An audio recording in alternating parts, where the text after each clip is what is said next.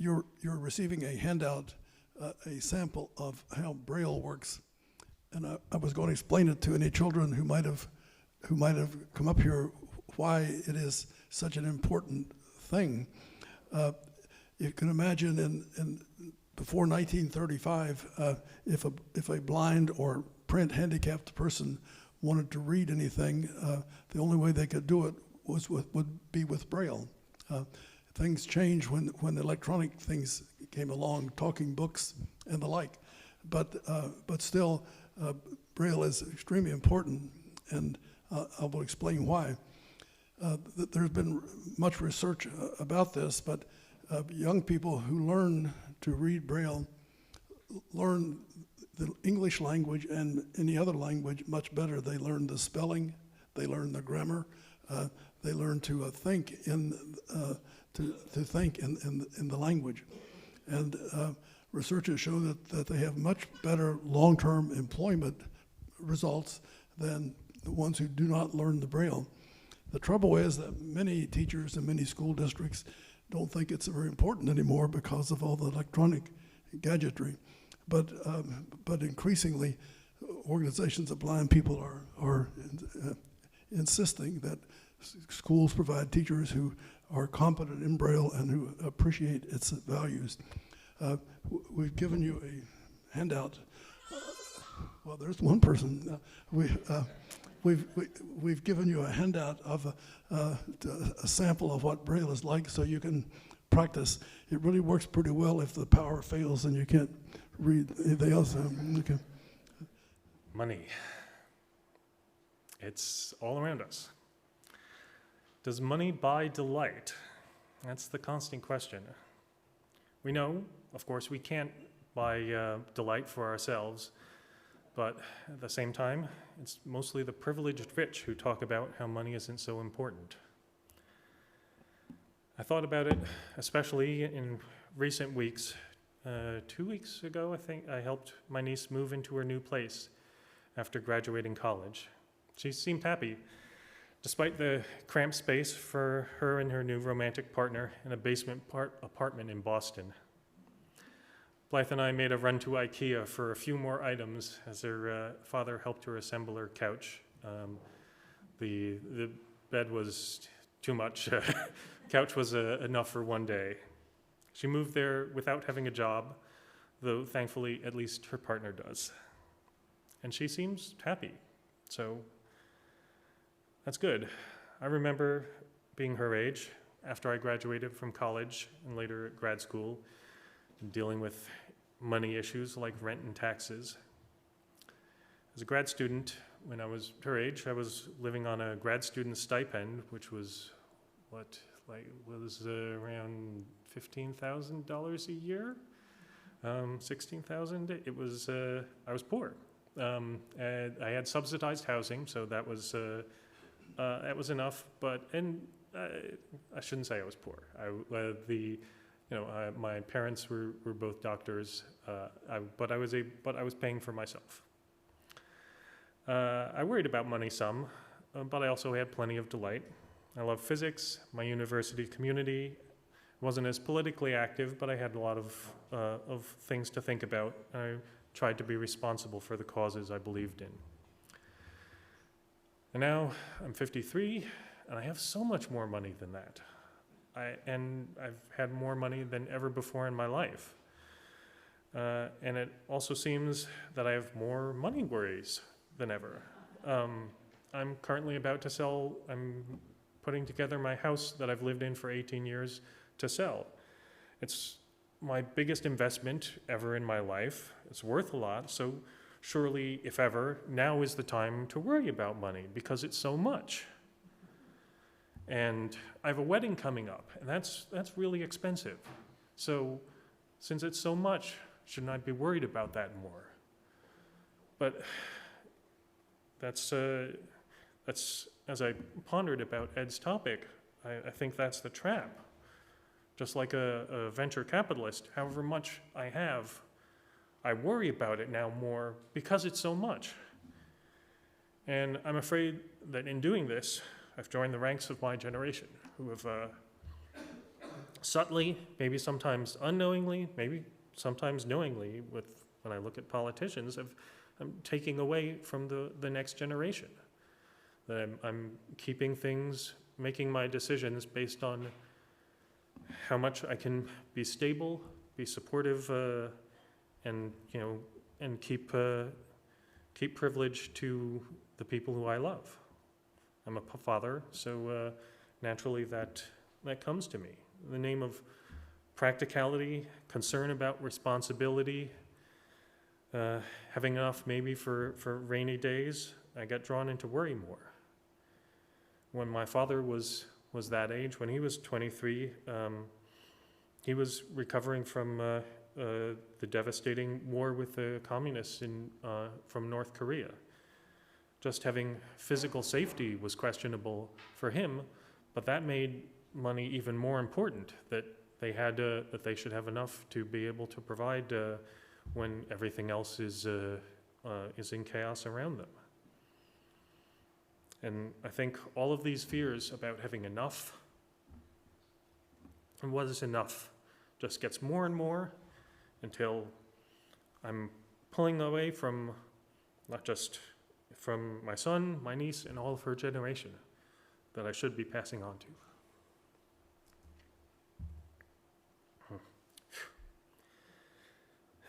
I've dressed down a bit. This was not just an accident, but I'm trying to lean into my values and pay more for pay more than the minimum for my painters who are repainting the house now, and thinking about who all this will go on to. Thank you. Start out by telling a true story. In 1945, my parents moved from very rural West Virginia to South Charleston, a much polluted chemical factory town in West Virginia. And my father thought he was very lucky to get a job with Union Carbide Chemical Corporation. He worked there for 28 years. He would be the equivalent of a minimum wage employee now. He worked shift work. You got paid more if you worked at night and on weekends. And it would probably be somewhat like getting the minimum wage today, but it was at a time when the men worked and women stayed home. And he walked 7 or 8 blocks to work because he couldn't afford a car for about 4 years. And by the time I was in the 9th grade, they were able to get a small house that cost $13,500 with a FHA kind of loans. The Union Carbide this was West Virginia in the 1950s, and they actually provided summer camps for children of employees. They provided health insurance. They provided a retirement plan for ordinary hourly workers. A remarkable thing. The reason I tell you this story is that not many people can do that anymore. The economy has changed dramatically from around 1970. The rich have gotten much, much richer, and the working poor have gotten much poorer. What has caused the wealthiest nation in the world to have such a skewed economic distribution? Why do the wealthiest people live on the average 15 years longer than the poorest? Why do we spend 22% of our national income on health and yet have some of the poorest health records in the world for industrial countries? Is there something wrong with our political system when the very, very wealthy are getting wealthier and the poorest getting poorer? And how did this come about? You could say it started with slavery in this country. When we think about the surplus wealth that was created from the labor of slaves for more than 240 years, we think of the antebellum mansions in the South, but we forget that all of the country benefited from slave labor. Ships were built in New England that transported slaves to this country from Africa. People grew food and sent it to Barbados and other places to feed the slaves. They wanted them to work all the time and didn't have time to raise their own food. Much of the New England economy developed partly out of, for example, the clothing industry using cotton produced from slave labor. In other words, our country in its early history got capital or money, which helped fuel the Industrial Revolution that came and propelled this country to being one of the wealthiest countries in the world. And it still is one of the wealthiest countries in the world. But what changed from around 1970 to the present that's produced the kind of distribution we have in the country? First, and this is, some of these things are, there are exceptions to everything, but to begin with, there's in 2010, there was a Supreme Court decision that said corporations are people, are persons, and they have the right to freedom of speech, and therefore they can contribute as much money as they want to the political process. They can, and 2-3 years later, another Supreme Court decision made it possible to get rid of the McCain-Feingold previous election reforms and said you can contribute as much as you want, almost as much as you want to any candidate, and you can do it anonymously. These two decisions in the Supreme Court were 5-4, and you know who the 5 were. And these decisions totally turned our political process so that the very wealthiest people, and not all of them are bad folks, but the very wealthiest people are able to control the political process by the amount of money they can put into controlling our elections. Can democracy survive very well when a very small number of people can dominate the political process? And likewise, how does it affect our foreign policy when the corporations that benefit the most from our policies do things that affect us? For example, Salvador Allende in Chile was elected democratically in an ordinary election in Chile, but because he wanted to nationalize some of the extractive industries, people in our country and others wanted to get rid of him, and they did. And in Iran, in 1953, the British Petroleum and Standard Oil wanted to get rid of Mossadegh, Premier Mossadegh, because he wanted to have Iran get 50% of its oil revenue. And so they got rid of, we orchestrated getting rid of him.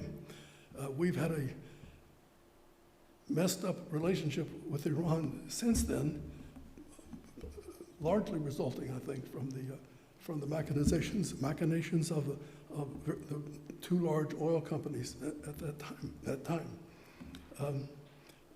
What can we do about these kind of things?